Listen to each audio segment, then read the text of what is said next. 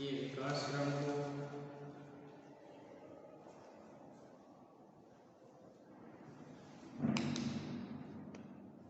साहित्यिक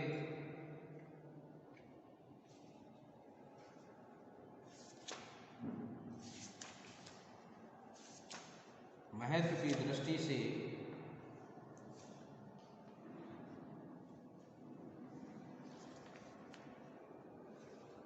जानने का प्रयास करेंगे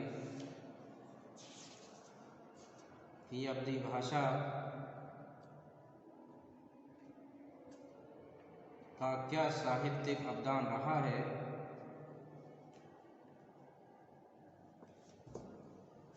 और इसका किस प्रकार से विकास हुआ है। इसके लिए हमें अवधी भाषा के विकास क्रम को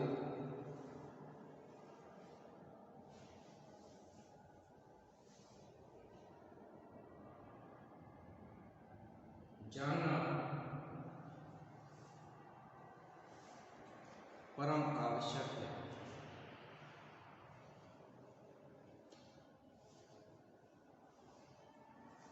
अवधी भाषा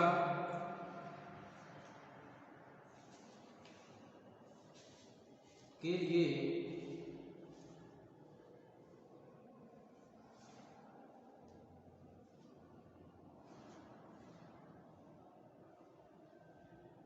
तीन कालों में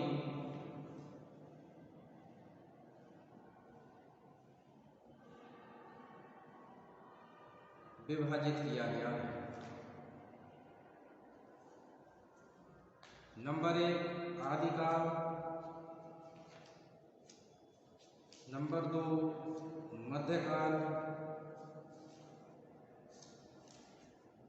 और नंबर 3 आधुनिक काल।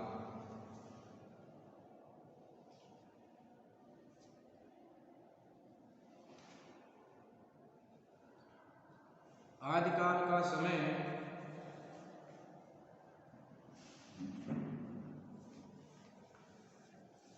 1000 ईस्वी से 1400 ईस्वी तक माना जाता है।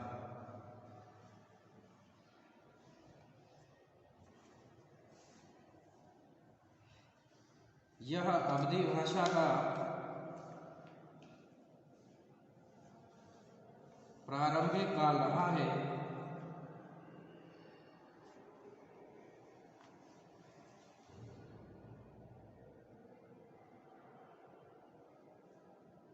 इस काल की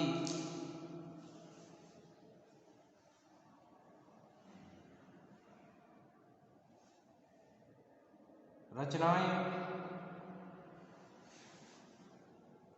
बहुतायत से प्राप्त नहीं होती हैं। इस काल में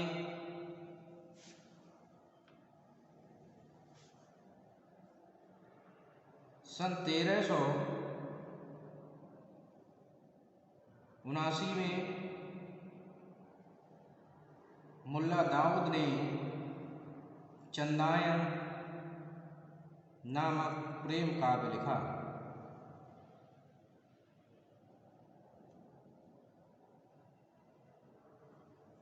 इस प्रेम काव्य के लिए लोरे कथा के नाम से जाना जाता है, क्योंकि इसमें चंदा और लोरे के उन्मुक्त प्रेम का चित्रण हुआ है। पर परमेश्वरी लाल ने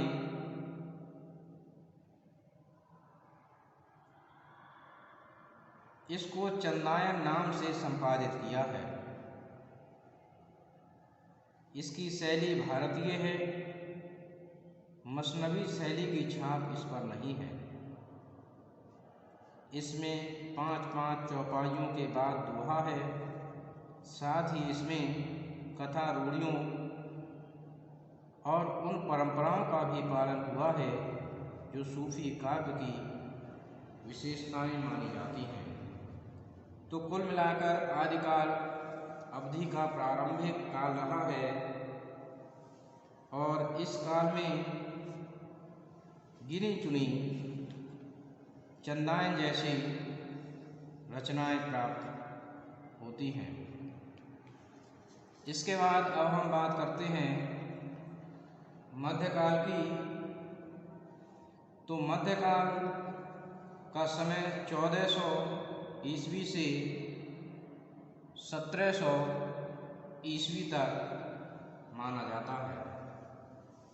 मध्यकाल अवधि के विकास की दृष्टि से अत्यंत महत्वपूर्ण युग माना गया है, क्योंकि इस काल में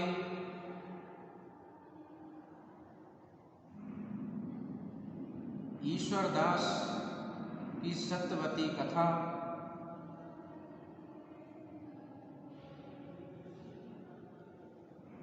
कुतुबन की मृगावती, जायसीकृत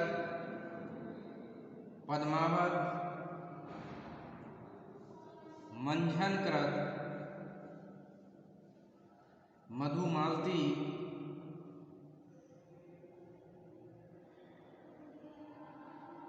आलमकृत माधवानल काम कंदला,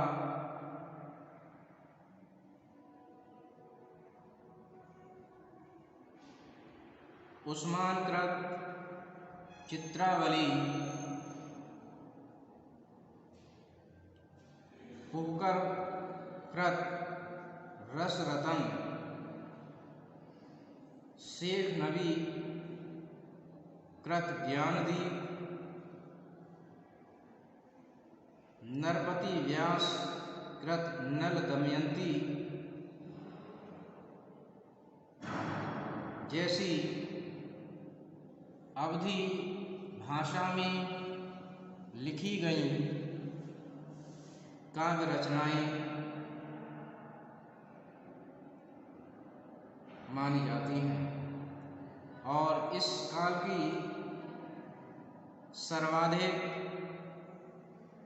चर्चित रचना मलिक मोहम्मद जायसी कृत पद्मावत मानी जाती है। पद्मावत नामक महाकाव्य की रचना सूफी कवि मलिक मोहम्मद जायसी जी ने की थी। इसमें चित्तौड़ के राजा रत्नसेन एवं सिंघल द्वीप की राजकुमारी पद्मावती की प्रेम कथा को प्रस्तुत किया गया है। पद्मावत की रचना अवधी भाषा में हुई है। दोहा और चौपाई शैली को इसमें अपनाया है। ये अवधी भाषा में रचित हिंदी का प्रथम महाकाव्य माना जाता है। पद्मावत ने ठेठ ग्रामीण अवधी का प्रयोग किया है। आपने पद्मावत में 7 अर्दालियों के साथ एक दोहा देकर कड़वक बनाया है। तो भाषा की दृष्टि से पद्मावत इस काल की सर्वाधिक महत्वपूर्ण और चर्चित काव्य रचना मानी जाती है। भाषा का उत्कर्ष और भाषा का विकास, जो कि बोलचाल की भाषा रही है, का बेजोड़ नमूना पद्मावत को कहा जा सकता है। मध्यकाल के बाद अब हम आधुनिक काल की बात करते हैं।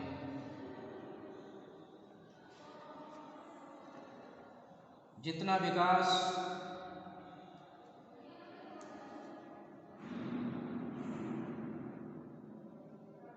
अवधि का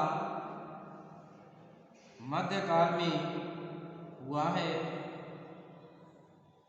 उतना विकास आधुनिक काल में संभव नहीं हो सका, क्योंकि आधुनिक काल में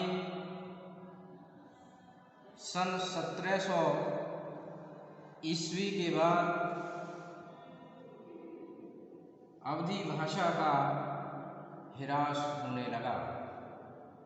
अवधी भाषा का पतन होने लगा और साहित्यकारों ने अवधि में साहित्य सृजन के लिए रुचि नहीं दिखाई। बावजूद इसके आधुनिक काल में भी साहित्य सृजन हुआ है, इस बात को नकारा नहीं जा सकता है। कासिम शाह ने हंस जवाहर नामक महाकाव्य इसी काल में लिखा है। नूर मोहम्मद ने इंद्रावती और अनुराग बांसुरी इसी काल में लिखी है।